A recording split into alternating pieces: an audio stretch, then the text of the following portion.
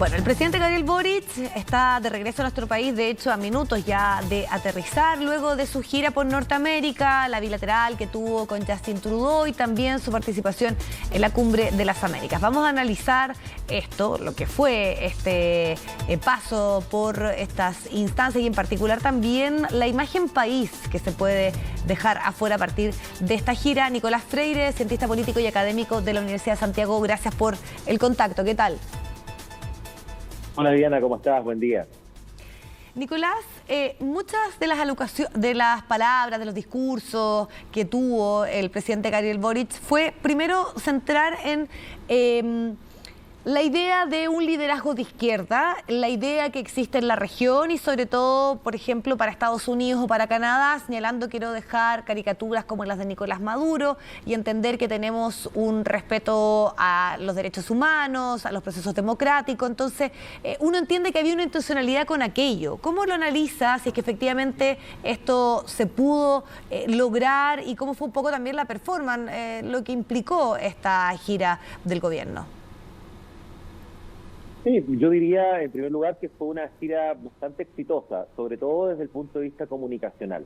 Y no solo pensando en la imagen, que justamente, Diana, es algo muy importante que tú señales y que va analizado, sino que también pensando en el rédito, la, digamos, dimensión interna de la gira del presidente Gabriel Boric. ¿En qué sentido? En que se presentó quizás una línea de continuidad respecto del relato, las temáticas y las formas que venían instalándose desde la cuenta pública, en guiños tanto a una izquierda, como lo dices tú, pero una izquierda que es capaz de reunirse con el primer ministro Justin Trudeau en Canadá, con el presidente en Estados Unidos, es decir, es una izquierda que no es la izquierda de Alberto Fernández, una izquierda seguramente,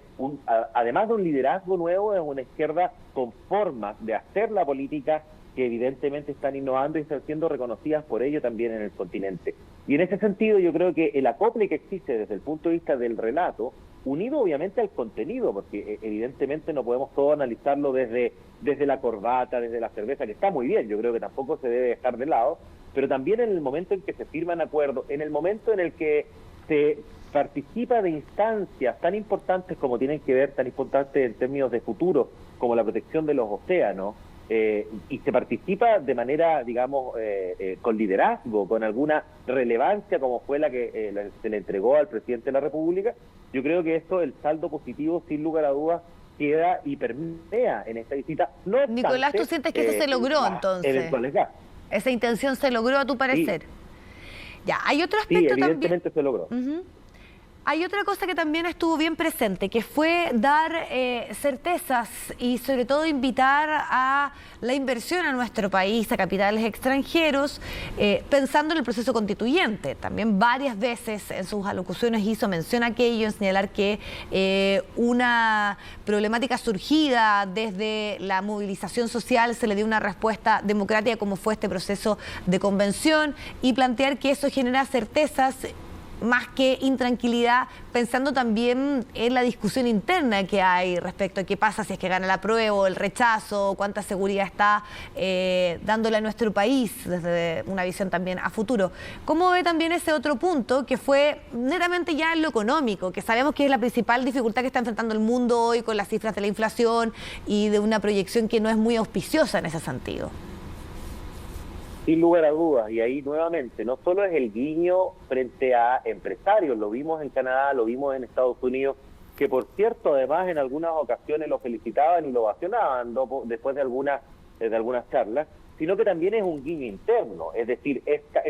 una izquierda, un liderazgo distinto, pero que a la vez es capaz de ir y tener una charla con empresarios para invitarlos a invertir. Es decir, es una nueva forma de liderar, pero con nuevo contenido en América Latina y que también posiciona el liderazgo comprendiendo la importancia que tienen los sectores empresariales en el futuro del país, en este gobierno y en el desarrollo de las políticas públicas. Entonces, hay además dentro de estas reuniones, ¿no?, que se dan y que por sí solas son explicativas, hay algunos hitos interesantes. Por ejemplo, antes de la cumbre, por cierto, pero en Canadá, cuando le preguntan respecto a cómo o qué les diría a las empresas mineras canadienses, y lo resume de manera comunicacional bastante asertiva cuando dice, bueno, les vamos a pedir que se comporten como se comportan en Canadá. Yo creo que ahí hay dos mensajes claros. Primero, tranquilidad, porque aquí no estamos refundando el país. Y por otro lado, justicia y conciencia, en el sentido de que no vamos a pedir ni más ni menos de lo que las mismas empresas realicen en sus propios países, en términos de estándares sociales, en términos de estándares económicos y, por cierto, en términos de estándares medioambientales. Nicolás, en esa evaluación que deduzco a partir un poco de tus palabras que sería un poco positiva en estos dos puntos que conversábamos, ¿no? Uno, la imagen de un líder de izquierda joven, marcando también una diferencia respecto a tal vez las visiones que han existido de esos liderazgos más asociados, por ejemplo, a Venezuela, etcétera. Y por otro lado también la certeza en torno a atraer inversión. Pero al regresar a nuestro país va a enfrentar una coyuntura nuevamente que está principalmente centrada en el tema de la seguridad. El fallecimiento ayer de un carabinero, para qué hablar de la situación que se da en el sur de nuestro país, y a una problemática que muchos sienten que más allá de las transformaciones o los temas que se están debatiendo, si es que no hay una seguridad, si es que no se elimina la violencia y esta problemática con que se vive en gran parte de las comunas de nuestro país, donde ha entrado el narco,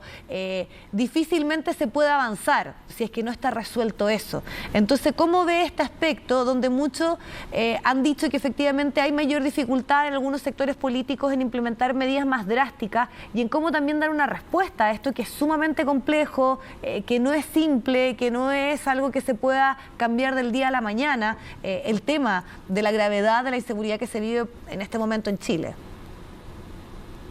Sin lugar a dudas, y posteriormente al lamentable asesinato de un carabinero, efectivamente, esto es un tema que no solamente va a estar coyunturalmente presente, sino que va a ahondar en aquel que ha sido, y también hay que decirlo, un talón de Aquiles del gobierno, porque evidentemente allí donde hablemos de seguridad pública y donde hablemos de los problemas que se presentan en la macrozona sur, evidentemente lo comunicacional también es importante, pero tiene menos relevancia, y sobre todo en virtud de problemas que han causado dificultad no en este gobierno, sino que en varios de los que hemos tenido anteriormente. Entonces, es evidente que cuando al regreso del presidente y acabe un poquito esta efervescencia que hay respecto de la gira presidencial en Estados Unidos o en Norteamérica,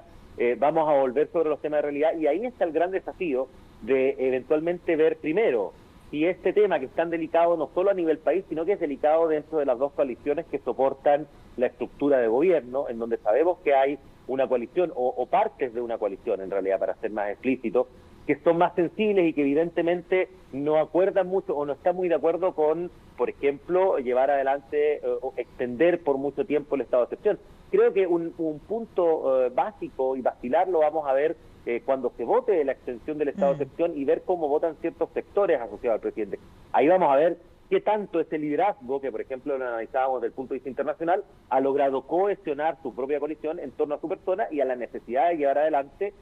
políticas incluso en temáticas como estas que han causado dificultades y evidentemente hoy día representan un desafío para el gobierno en esta materia.